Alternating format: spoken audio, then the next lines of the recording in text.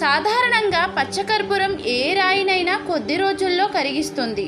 కానీ స్వామివారి గడ్డం మీద, ముఖం మీద నిత్యం పచ్చకర్పూరం ఉంటుంది.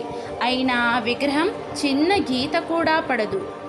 గర్భాలయంలో శాంతిగా ఉన్న సమయంలో స్వామివారి వెనుక ఒక భాగంలో చెవి పెడితే సముద్రం హోరు వినిపిస్తుంది.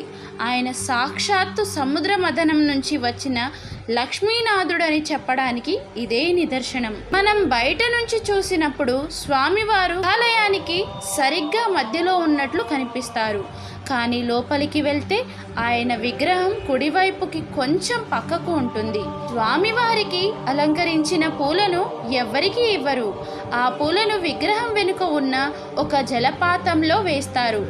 ఆశ్చర్యకరమైన విషయం ఏమిటంటే ఆ పూలు 20 కిలోమీటర్ల దూరంలో ఉన్న వెర్పాలయం అనే చోట తాజాగా కనిపిస్తాయి.